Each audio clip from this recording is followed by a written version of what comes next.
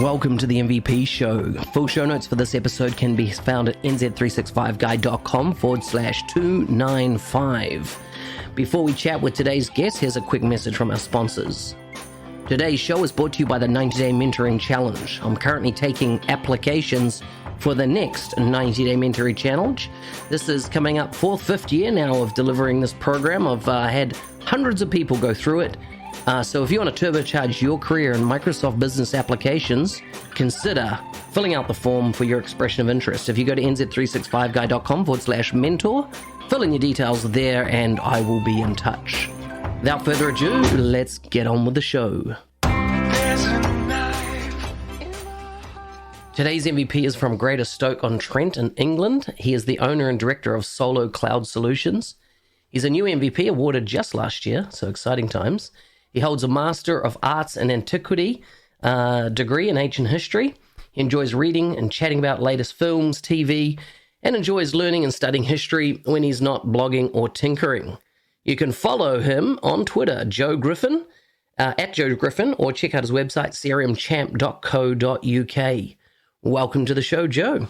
Thanks, Mark. What an introduction. Wow, I like it. Aha, ancient history. Ancient history. Yeah, it is. It's the furthest thing from IT, really. But I think it's not necessarily a bad thing. I mean, I've met a lot of people who haven't gone through the typical comp sci, IT journey, and they're probably some of the best people I know, working in IT. So, yeah, it does give you a bit more of an interesting, a different perspective, let's say. I mean, ancient history, I just find anything around history intriguing, right? Because it's kind of like, it's not theory, it's what was done, or it's an account of what was done. What's the big takeaways for you in ancient history? Well, I think it's like you say, there's lessons to be learned. I think there's interesting stories in terms of individuals, and history does repeat itself a lot. Ancient Roman history was one that was particularly sort of interested in. And you can sort of maybe sometimes see some parallels to today, with what's going on and stuff like that. So yeah, really good stuff, all of it. Yes. So it does repeat itself, history. Yeah, exactly. Well, all the time. So if we can at least look at the past a little bit, be better prepared perhaps to, protect against it happening again in the future if it was a bad thing, all the better, and that's instantly applicable to most IT projects, in terms of how we go about things. We want to make sure that we're doing things right and we're not repeating old mistakes all the time. Yeah, so true. We mentioned there tinkering. What do you do? What do you tinker with? Oh, I tinker around with Power Platform primarily, BizApp stuff. So generally just, maybe at a weekend, just looking at maybe at little Canvas apps, just maybe figuring out stuff. I tend to go in odd directions. I don't know, maybe it's because I'm just, I'm like a child, just, playing about with stuff and just, bored of that now, let's go over here. Ooh, play with that. Best thing in the world. Oh no, go away. Yeah, so anything I can get my hands on and have a bit, and that's fun and cool, I'll tinker about with. Nice. No, so you don't tinker with any hardware, any kind of on the physical side? I've been debating actually, because I keep eyeing up all the new sort of Intel and AMD CPUs, all the new graphics card and stuff like that. So I'm half debating to actually just completely start again, build a new PC. I've just not committed my my time and my wallet, most importantly, to it yet. And I seem to make a horrific mistake where I'll end up buying like the latest thing, and then next week, oh, here's a new thing. Oh, and the thing that you just bought last week, that's gone down by £1,000. So don't get me started, man. So I've been 3 months in the cycle of buying my parts for a new PC, and there's a massive global shortage around GPUs and particularly AMD CPUs. So it's been literally months to be able to on back order to get some of these parts. And then one of the things I did order a couple of months ago, which I got sitting in the box, is a G9 Samsung screen, and that's 49 inches. So it's a full wraparound screen, right? The biggest you can get on the market before going up to like television sizes. It's got like a over 200 megahertz refresh rate, so brilliant for gaming. Of course, it's not for gaming; it's for business. Of course, absolutely. And last night was announced the new version of that, and I haven't even opened it out of the box. And the new version, of course, is just, I mean, anytime the latest tech is included, right, it's often light years ahead of the previous generation. So, but anyhow, I'll stick with my 49-inch. I'll suffer through with it in its current version. Yeah, but it's going to be awesome to finally get set up. So I understand your tinkering nature there. Yeah, I think the problem as well, I'm a bit fanboyish with it as well. So, I'm wedded to Intel and NVIDIA primarily. So despite the many protestations of my colleague who gets very frustrated at me when I sort of describe what I'm thinking about, I just tend to just buy the same thing over and over again, which Yeah. See, I've been Intel all my life, but this time they lost me. The Intel, okay. I don't think are on par where AMD are now. Hence my switch. Well, I wonder whether there's a future for Intel and AMD, because everyone seems to be going down the ARM route these days. Apple are, interestingly, they've ditched Intel, so I wonder whether they have a future at all, really, in the grand scheme of things. But I mean, a future in computer terms is right. Only got to be 3 years, right? As in from the one I'm using. After that, there'll be something better, so I'll buy then. But AMD, I think, so ARM has still got a long way to go. I would have thought in the versions we've seen, anyhow. Tell us about your journey to becoming an MVP. Like I was pretty active in the UK community around the time that you were, getting ready to come into the program. Tell me about what's that been like for you? What's community been like for you, particularly? UK, I feel, has got one of the largest, most engaging, flamboyant communities, that I've come across, and I've been involved in a few around the globe. But I love the humor. I love the camaraderie. Yeah, it's awesome. Tell us about what's that been like for you. It's been great, really. So, I mean, originally sort of started off with a blog, as I think a lot of people sometimes do. So just doing a blog. I used to do quite a bit of blogging on it was an old blog just a blog on old stuff. So I basically look at an old video game and do a blog post about that, stuff like that. So I sort of decided, okay, right, I've not done any blogging. I need to get serious. Do a blog a week. Okay, so started doing that and stuff like that. Then, as I recall, I think it was actually the legendary Mr. Andrew Bibby who actually I think contacted me on the blog and sort of said, "Hey Joe, maybe you should come and check out the user group that we've got running in the UK. We think that maybe it's it might be useful for you. It'd be nice maybe to have you involved in the future." So obviously got me thinking. Started to get involved as part of that community there. Primarily started getting involved as part of the Saturday events, and then obviously comes the first big sort of thing where you sort of go, right, okay, I'm going to deliver a talk. So, and it just sort of started from there, and you sort of to a certain extent you find yourself doing more and more, and as you're doing it, you're happy to do it. It's not in any way a sort of, I guess, a chore or burden. It's just like, oh right, yeah, great, we can talk about this, or oh yeah, we can help out with this event, or do this sort of stuff. And I think you've summed it up well in terms of the UK community in particular. It's just a really, I think generally across the category for business apps, it's just a really great group of people. Everyone's just really nice, welcoming. They're really sort of focused on on achieving some really great outcomes with the technology. It's not sort of, I mean, it's obviously technical because it's IT, but it doesn't feel as sort of like deeply technical compared to maybe other categories. You've got a great mixture of both functional and technical people in there. Yeah, and I think as part of that, just being able to sort of get involved first of all as part of the community, and then lo and behold, MVP type thing. It's just been an incredible journey, and I think it's a lot of these things when you look back at it, it's the journey that matters, isn't it? It's what you do on the way, and you look back and it's sort of going, yeah, I enjoyed that. It was really good. Tell me what's been the experience in over the COVID world, and UK has been particularly hard hit. What's been the impact on the community from that perspective? I happen to read the tea leaves right and leave the UK in the November before the March, outbreak, and move back to New Zealand. And I was involved in a community there that was very, should we say, high touch, in person, a lot of fun, pubs, that type of thing, and events, live hackathons, things like that. And then, you've gone now a year in pretty much home isolation, right? You've been, and what's the impact in your perspective that's had on the community and how people engage? I think it's been difficult. So I think it was around about this time last year, you had the first big UK event, the Scottish Summit, which sort of finished off.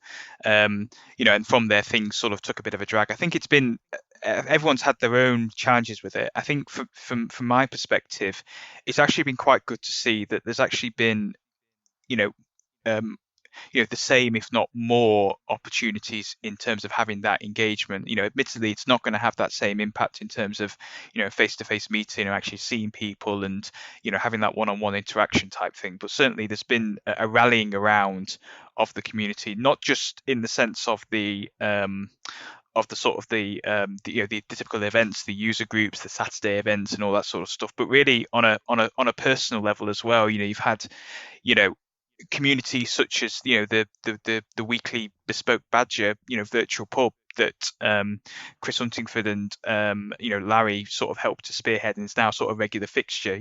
And so it's with things like that, it's not just the community is not just sort of come together just okay, we want to keep going with what we want to do, which are these events and these talks and stuff like that, but actually we want to just try and make sure everyone's feeling okay during these times. By doing things like the Bespoke Badger and stuff like that, it gives people just maybe an opportunity just to unwind, see other people and just get that sense of being together again, as if it were we were able to meet and obviously do these events once more.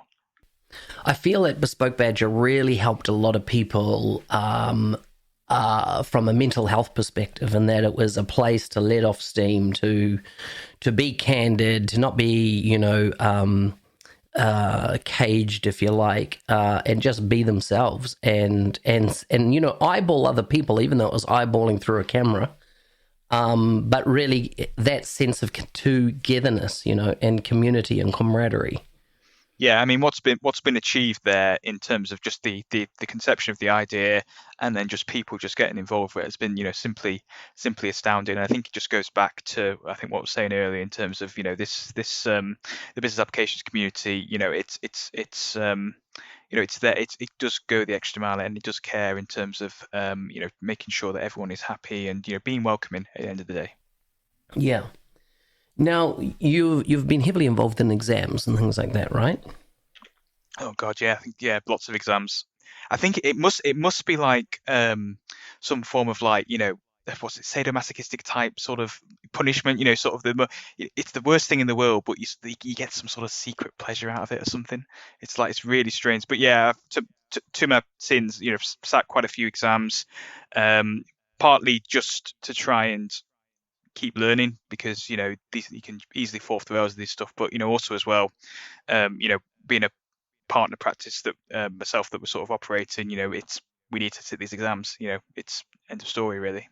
Totally. But if we look at exams, 2021 makes a big pivot point in exam taking, and of course we're talking about Power Platform exams, Dynamics 365 exams, Microsoft or vendor certification exams, just for clarification around this. And 2 years ago, let's say maybe 2.5, 3 years ago, there was also a major pivot in exams. Like, I've been involved in the exam process since CRM 4, I would say, when I started and would go through and get certified. But back then it was every 3 years, I got certified, because Microsoft only released the product every 3 years. And then I got into exam writing, so writing the questions and validating questions and that type of thing. But anyhow, 3 years ago, around 3 years, loosely, Microsoft, of course, started going to a 2-year release wave cadence, and therefore there was such massive amount of changes going, and the exam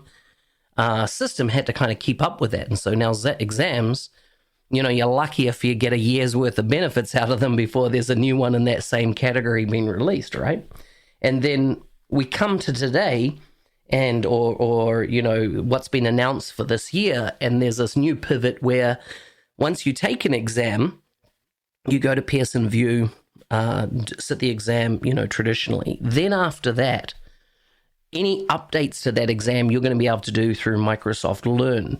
What have you drilled into and understood? And so we're talking about keeping that exam refreshed. You're just going to have to sit my understanding is the Delta, right? What's different than the original? What's your take on it all? Well, actually, funny enough, at the moment, I'm in a renewal cycle with that, doing the actual sales exam at the moment, and it's tough. This evening I failed the assessment for probably third time. So what you're being tested on is, like you say, the stuff that's coming new and things like that. So it's everybody fails these things sometimes. I think a lot of this stuff you need to sort of just you cut the crap and just sort of accept it, and obviously just do what you need to do to repass it. But it is quite a tough experience. Having said that, I think compared to going through the process of booking an actual exam, paying for it obviously, of course, and then having some stranger somewhere in the internet sort of watching you for 90 minutes while you're sort of in anguish. Because these are the home ones, right? The remote ones from home. Is that what you're talking about? Yeah. This is it, yeah. So for those who don't know, you can effectively sit the exams. Well, traditionally you would sit them maybe in a test centre and things like that. But now, because obviously with COVID, you can now sit the exam at home. But the caveat is that you need to be sat in a room, you need to be recorded at all times. And if somebody was to step into the room, then straight away your exam's cancelled. It's serious stuff potentially. But certainly that experience, when you compare, doing a reassessment every year, obviously upskilling on maybe stuff that's coming new. So in the case of the sales one, looking at stuff like customer insights, looking at stuff like relationship assistant and stuff like that. It's a good opportunity, and I'd take that any day over the sort of the traditional experience. For the Delta, my understand going forward, you're not going to have that rigor of somebody watching you on cam. It's just going to be a login against your profile. You're going to go through, sit the Delta piece, or it's not going to be administered by Pearson VUE, for example, the exam, people that normally would run the traditional exams for Microsoft. Is that right? That's right, yeah. So you essentially do it on the Microsoft Learn website. You sort of go through a sort of a set of different questions and stuff like that. If you pass, great, you get it renewed for the year. If not, then you have to retake it, and they do have some protection around that. So in the case of the fact that I failed it again this evening means that I'm locked out until 24 hours time. So I need to just hit the Learn site again, brush up on the subjects, and then try again tomorrow, all being well. Yeah, I definitely think they needed to come out with this change, right? Because what I was sensing is that there's becoming a jadedness, just like there's been a jadedness with virtual events, right? Some people are struggling with continuing with virtual events and the overload of them. It was like the exams were becoming overloaded as well, and you're in this constant perpetual cycle of exam taking and which is great, as you say, for keeping up and keeping learning, etc. But sometimes you just feel that you're on a treadmill to where is this going, Yeah, and I think as well, it's happened, I think, in the business application space, but also with Azure as well. A lot of these exams have basically have been sort of effectively binned off, for lack of a better word, and replaced with new versions because there's been a recognition. Okay, well, maybe the technology's changed. Maybe in the case of the previous developers exam, okay, well, maybe it's Power Platform, not Dynamics. So let's just rip out all that stuff on there. So I think people are sort of get to the point. Okay, oh god, another developers exam. Oh god, another fundamentals exam. So I think it's part of a transition. Obviously, I think Microsoft is transitioning across to having these role-based exams. You're not going to get it first time right on a lot of this stuff. Granted, I think if hopefully we're going to get to a point soon where the exams are set, and then like you say, we've got this yearly refresh cycle. And again, it's all about making sure that people are keeping up the craft, know what they're talking about, but making it as straightforward and easy as possible for people to learn and recertify. Yeah, I like it. Well, Joe, it's been great talking to you. I always like wrapping these up with a few, random questions. Some existential life questions. Are you ready for yours? Yeah, let's do it. Okay, would you rather date someone you met online or on a blind date? Oh, blind date, I think. Nice. Have you had your 15 minutes of fame yet? No, I don't think so. Fair enough. What things are you most scared to tell your parents? Uh, probably the amount of time I spend on blogging and doing videos, I think. Nice. What was the first thing you remember buying with your own money? Can't be lollies. Can't be sweets. Oh, I think it was. So I don't know if you remember in the UK, Greggs used to sort of store up money from dinners during the day and then go and get a Greggs sausage roll at the end of the day. Nice, nice. What's the best job you've ever had? Probably the one I'm in at the moment, I think. Sort of, running my own business and doing my own thing, really. Love it. If you were to write a book, what would you write about? Probably history. Go back to, it's one of those things that I'll probably end up going back to. You'll probably find me sort of being a volunteer in some history museum. Love it. I love it. Thanks, Joe, for coming on the show. No worries, Mark. Cheers.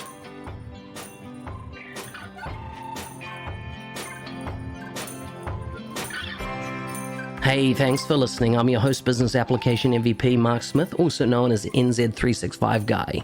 Please like and subscribe in your favorite podcast player. If you want to leave a review, go to nz365guy.com/review. Otherwise, stay safe as always out there, people. See you next time.